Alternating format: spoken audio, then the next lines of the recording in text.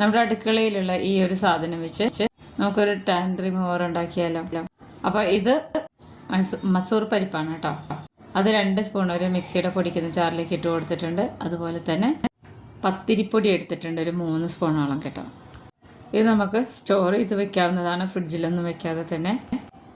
ഇനി ഇതിൻ്റെ കൂടെ നമ്മൾ ചേർത്ത് കൊടുക്കുന്നത് കോഫി പൗഡറാണ് കേട്ടോ. ഞാനവിടെ നെസ്കഫി ക്ലാസിക്കിൻ്റെ എടുത്തിട്ടുള്ളത്. ഇൻസ്റ്റൻറ്റ് കോഫി പൗഡർ തന്നെ എടുക്കണേ. ഇതിനൊരു നല്ലൊരു മണമാണ്, അതുകൊണ്ടാണ് കേട്ടോ നമ്മൾ ഇൻസ്റ്റൻറ്റ് കോഫി പൗഡർ എടുക്കുന്നത്. അതുമല്ല പെട്ടെന്ന് ടാൻ റിമൂവ് ചെയ്യാനൊക്കെ ഇത് നല്ല ഹെൽപ്പ് ചെയ്യും. നമ്മളൊരു ഫേസ് പാക്ക് ഉണ്ടാക്കി മുഖത്ത് തേക്കുന്ന അതേ എഫക്റ്റ് തന്നെയാണ് ഈ പൗഡറിനും. അപ്പോൾ ഇത് നന്നായിട്ടൊന്ന് അരച്ചെടുത്ത് തരാം, അതായത് പൊടിച്ചെടുത്ത് തരാം. ഇപ്പോൾ ഇവിടെ പൊടിച്ചെടുത്തിട്ട് ഞാൻ കാണിച്ചു തരാം കേട്ടോ. നന്നായിട്ട് പൊടിഞ്ഞ് വരുന്ന, അധികം തരിയൊന്നും വേണ്ട, കുറച്ച് തരിയൊക്കെ ഉണ്ടെങ്കിൽ കുഴപ്പമൊന്നുമില്ല കേട്ടോ.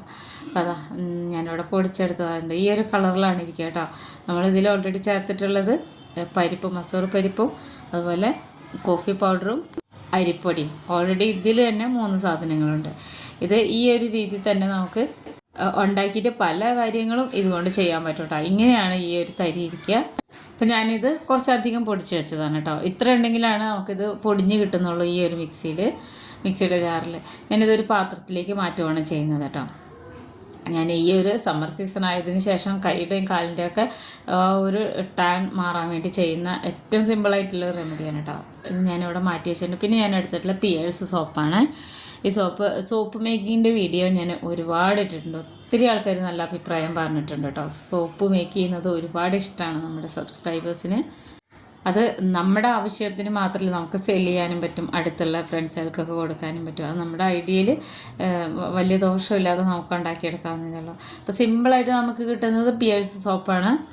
ഗ്ലിസറിൻ വെച്ചിട്ടുള്ള ഏത് സോപ്പ് വേണേലും നമുക്ക് ഉപയോഗിക്കാം. ഈ ഒരു സോപ്പ് അല്ലാതെ സോപ്പ് ബേസ് ലിങ്ക് ഞാനിതിൽ കൊടുത്തേക്കാം കേട്ടോ. പിന്നെ ഞാൻ നമ്മുടെ വീട്ടിലൊക്കെ നമ്മൾ കറികളും ഒക്കെ എടുക്കുന്ന ചെറിയ പാത്രങ്ങളാണ് കേട്ടോ. ഇങ്ങനെയും ഉണ്ടാക്കിയെടുക്കുക, ഇത്രയും സിമ്പിളായിട്ട്. അപ്പോൾ സോപ്പ് നമുക്ക് വാങ്ങിക്കാൻ കിട്ടും. അതുപോലെ ഈ പാത്രങ്ങളൊക്കെ ഇത് ഇങ്ങനെയും ചെയ്തെടുക്കുക എന്നുള്ളതുകൊണ്ടാണ് ഇങ്ങനെ കാണിച്ചു തരുന്നത്. ഇതിൽ ഞാൻ ഓയിലെന്ന് വെച്ച് കഴിഞ്ഞാൽ ഞാൻ വെളിച്ചെണ്ണയാണ് തടവി കൊടുക്കുന്നത് കേട്ടോ. 3 പാത്രത്തിലും ഇതുപോലെ തടവി കൊടുക്കുന്നുണ്ട്. അപ്പോൾ ഈ ഒരു സമയത്ത് തന്നെ ഞാൻ വെള്ളം ചൂടാക്കാൻ വെച്ചിട്ടുണ്ടായിരുന്നു, ഞാൻ കാണിച്ചു തരാം. ഈ സോപ്പ് ഒന്ന് മെൽറ്റ് ചെയ്ത് എടുക്കാൻ വേണ്ടിയിട്ടാണ് കേട്ടോ. അപ്പോൾ ഞാനിതാ വെള്ളം തിളച്ച് വന്നിട്ടുണ്ട്. ഞാൻ കുറച്ചധികം 1-2 സോപ്പുകൾ ഇതിൽ ഉണ്ടാക്കുന്നുണ്ട്, അതുകൊണ്ടാണ് ഇങ്ങനെ ചെയ്തെടുക്കുന്നത്. കുറച്ചും കൂടെ വായവട്ടമുള്ള പാത്രം എടുക്കുന്നത് നല്ലതായിരിക്കും കേട്ടോ. ഇനി ഇതൊന്ന് മെൽറ്റായി വരട്ടെ. ഇടയിലൊന്ന് നോക്കിയാൽ മതി, അല്ലാതെ തന്നെ ഇങ്ങനെ മെൽറ്റായി വരും. ഞാൻ കാണിച്ചു തരാം കേട്ടോ. നമ്മുടെ പിയേഴ്സ് സോപ്പ് ഇങ്ങനെ പെട്ടെന്ന് തന്നെ ഡബിൾ ബോയിൽ ചെയ്ത് കഴിഞ്ഞാൽ മെൽറ്റായി വരും. അത് ഏത് ഗ്ലിസറിൻ സോപ്പാണെങ്കിലും ഇങ്ങനെ തന്നെയാണ് ഇരിക്കുക കേട്ടോ. ഏതാണ്ട് ഒരു 2-4 വർഷമായിട്ട് അങ്ങനെ സോപ്പൊന്നും നമ്മൾ ഇങ്ങനെ കൂടുതൽ വാങ്ങാറൊന്നുമില്ല. നമ്മൾ സോപ്പ് ബേസ് വെച്ചിട്ട് സോപ്പ് ഉണ്ടാക്കാറാണ് കേട്ടോ. നന്നായിട്ടായി വരട്ടെ, അപ്പോഴേക്കും ഞാൻ കാണിച്ചു തരാം കേട്ടോ. അപ്പോൾ നമ്മൾ ഈ സോപ്പിലേക്ക് വേണ്ട മിക്സാണ് ഉണ്ടാക്കുന്നത്. ഇത് ഞാനൊരു 2 സ്പൂണ് നമ്മൾ ഉണ്ടാക്കി വെച്ച പൗഡർ എടുത്തിട്ടുണ്ട്. ഇനി ഇതിലേക്ക് നമ്മൾ ചേർത്ത് കൊടുക്കുന്നത് തൈരാണ് കേട്ടോ. തൈര് നല്ല പുളിയുള്ള തൈരാണെങ്കിൽ കുറച്ചുകൂടെ നല്ലതാണ്. ഞാനിത് വീട്ടിലുണ്ടാക്കി വെച്ച തൈര് തന്നെയാണ്. ഞാൻ പല വീഡിയോസിലും പല രീതിയിലും ഞാൻ കാണിക്കാറുണ്ട് ഓരോ ഐറ്റംസൊക്കെ ഉണ്ടാക്കി വെക്കുന്നത്. ഈ ചൂടുകാലത്ത് നമ്മൾ സംഭാരം ഉണ്ടാക്കി കുടിക്കാൻ കൂടുതലും തൈര് ഉണ്ടാക്കി വെക്കാറുണ്ട്. 2 സ്പൂൺ ഇതുപോലെ എടുത്തിട്ട് ഈ ഒരു സമയത്ത് ഒട്ടും വെള്ളം ഒഴിക്കരുത്, ഇതിലൊട്ടും വെള്ളം ഒഴിക്കരുത്. നന്നായിട്ട് ഇതിനെ മിക്സ് ചെയ്ത് കൊടുക്കുക. അപ്പോൾ ഇത് കുറച്ച് തൈരിൽ കുറച്ച് തണുപ്പുള്ളതുകൊണ്ട് ഇങ്ങനെ നല്ല കട്ടയായിട്ടിരിക്കുന്നതാണ്. നമ്മളിത് ഇളക്കിയെടുക്കുമ്പോൾ കുറച്ചിങ്ങനെ തിക്കായിട്ട് വരും. ഞാൻ കാണിച്ചു തരാം. ഈ ഒരു രീതിയിൽ തന്നെ ചെയ്തെടുത്തു കഴിഞ്ഞാൽ നമുക്ക് 2-3 മാസം വരെയൊക്കെ ഈ സോപ്പ് സൂക്ഷിച്ച് വെക്കാൻ പറ്റും കേട്ടോ. അപ്പോൾ അതാ നമ്മൾ ഈ ഇതിൽ ചേർത്തിട്ടുള്ള പരിപ്പും അരിപ്പൊടിയൊക്കെ ഉണ്ടല്ലോ, അതൊക്കെ വെള്ളത്തിലിങ്ങനെ കുതിർന്ന് വരുന്നത്. അപ്പോൾ കുറച്ച് ടൈറ്റായിട്ട് വരും കുറച്ച് കഴിഞ്ഞാൽ. അതുകൊണ്ട് തന്നെ ഞാനിതിൽ ചേർത്ത് കൊടുക്കുന്നത് റോസ് വാട്ടറാണ് കേട്ടോ. ഈ റോസ് വാട്ടറിൻ്റെ ലിങ്ക് ഞാൻ കൊടുത്തേക്കാവേ താഴെ. അപ്പോൾ ഇത് 1 സ്പൂൺ ഒഴിച്ച് കൊടുക്കണം. 1 സ്പൂൺ 2 സ്പൂൺ വരെ ആവാട്ടോ. കൂടുതൽ വെള്ളത്തിൻ്റെ അംശം ഇല്ലാതിരിക്കുന്നതാണ് നമ്മൾ സോപ്പിന് എപ്പോഴും നല്ലത്.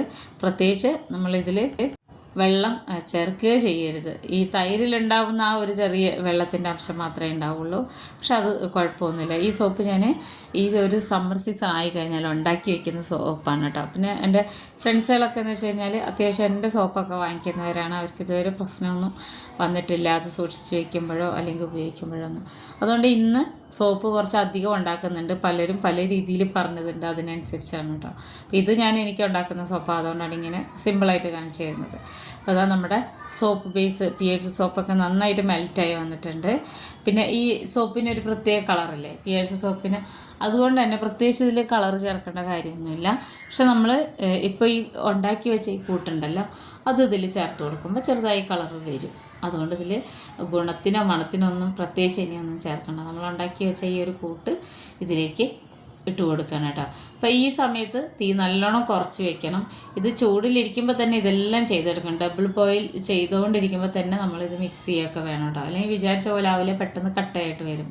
അപ്പോൾ അത് അരിപ്പൊടിയും മസൂർ പരിപ്പും എല്ലാം കൂടെയുള്ള ഈ ഒരു കൂട്ടത്തിലേക്ക് ഇട്ട് കൊടുത്തിട്ടുണ്ട്. അപ്പോൾ ഇതെന്ന് വെച്ച് കഴിഞ്ഞാൽ നന്നായിട്ട് മിക്സായി വരാൻ വേണ്ടിയിട്ട് ഇങ്ങനെ തന്നെ ചെയ്തെടുക്കുന്നത്, നല്ലോണം ഇളക്കി കൊടുക്കുന്നത്.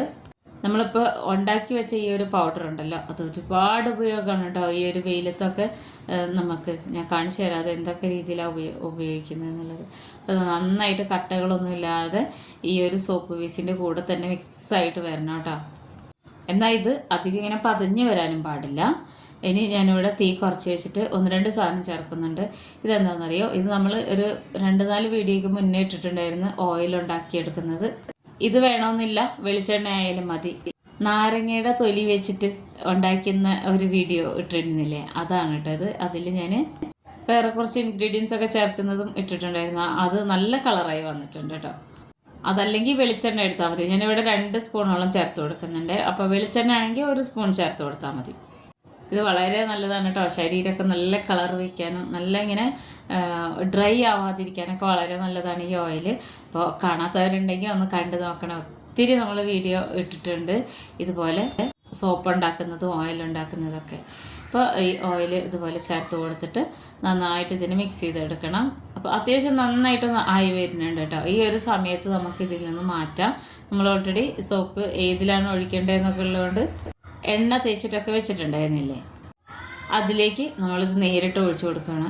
അപ്പോൾ ഇത് നമ്മൾ ഈ ഒരു സോപ്പ് ബേസ് എടുക്കുന്ന സമയത്ത് ചൂടോടുകൂടി ഇളക്കിക്കൊണ്ട് തന്നെയാണ് ഈ ബേസിലേക്ക് ഒഴിച്ചു കൊടുക്കുന്നത് കേട്ടോ. ബേസിലേക്ക് എന്ന് വെച്ച് കഴിഞ്ഞാൽ ഈ ഒരു മോൾഡിലേക്ക് നല്ല ചൂടായിട്ട് ഇരിക്കുന്ന ഈ ഒരു കൂട്ടത്തിലേക്ക് ഒഴിച്ചു കൊടുക്കുക. ഇത്രേ ഉള്ളൂ. പക്ഷേ ഇതുകൊണ്ടുള്ള ഒരു ഉപകാരം എന്ന് വെച്ച് കഴിഞ്ഞിട്ടുണ്ടെങ്കിൽ നമ്മൾ വെയിലത്ത് പോയി വന്നിട്ട് ഇത് വെച്ചിട്ട് നമ്മൾ കുളിക്കുകയാണെന്നുണ്ടെങ്കിൽ നമ്മൾക്ക് വെയിൽ അടിച്ചു കഴിഞ്ഞാൽ ഒരു ഡൾനെസ് വരില്ല. അതൊന്നും നമ്മുടെ ശരീരത്തിൽ എവിടെ ഉണ്ടാവില്ല കേട്ടോ. അപ്പോൾ ഞാനിപ്പോൾ വളരെ ചെറിയ രീതിയിലാണ് ക്വാണ്ടിറ്റിയിൽ ഉണ്ടാക്കിയെടുക്കുന്നതാണ്. ചെറിയ സോപ്പാണ് ഞാൻ ഉണ്ടാക്കുന്നത്. അപ്പോൾ ഈ 3 ബൗളിലും ഒഴിച്ചതിന് ശേഷം സോപ്പിൻ്റെ മോൾഡ് ഞാൻ വാങ്ങിച്ചതുണ്ടായിരുന്നു. ഇതിൻ്റെ വീഡിയോ ഞാൻ ഇട്ടിട്ടുണ്ട് കേട്ടോ, ലിങ്കൊക്കെ ഞാൻ ഇട്ടിട്ടുണ്ട്, വേണമെങ്കിൽ ഇതിലും കൂടെ ഞാൻ ഇട്ടാം. അപ്പോൾ അതിൻ്റെ ഒരു ഭാഗത്തും കൂടെ ഇട്ട് വെച്ചിട്ടുണ്ട്. ഇപ്രാവശ്യം നമ്മൾ ഉണ്ടാക്കിയതെല്ലാം ഒരേ ഷേപ്പിലുള്ളതാണ്. അപ്പോൾ ചെറിയ ചെറിയ ബൗളൊക്കെ വീട്ടിലുണ്ടെങ്കിൽ അത് മതിയാവും. അപ്പോൾ സോപ്പ് ബേസൊക്കെ നമ്മളെല്ലാം റെഡിയാക്കി ഒഴിച്ച് വെച്ചിട്ടുണ്ട്. ഇനി ഇത് ഒന്ന് തണുത്ത് വരട്ടെ കേട്ടോ, അവിടെ ഇരിക്കട്ടെ. ഇനി ഞാനിവിടെ ചെയ്തെടുക്കുന്നതെന്ന് വെച്ച് കഴിഞ്ഞാൽ ഈ ഒരു പൗഡർ ഉണ്ടല്ലോ, നമ്മൾ സോപ്പ് ബേസിന് വേണ്ടിയിട്ടുള്ള കൂട്ടുണ്ടാക്കിയതിൽ വീണ്ടും ഞാൻ 1 സ്പൂണ് ഇട്ട് കൊടുത്തിട്ടുണ്ട്. ഇതിനോടൊപ്പം തന്നെ തൈര് ചേർത്ത് കൊടുക്കണം. തൈരും കുറച്ച് വെള്ളവും ചേർത്ത് കൊടുക്കാം കേട്ടോ. വേണമെന്നുണ്ടെങ്കിൽ ഇല്ലെങ്കിൽ 2 സ്പൂൺ തൈര് ചേർത്ത് കൊടുത്താലും മതി.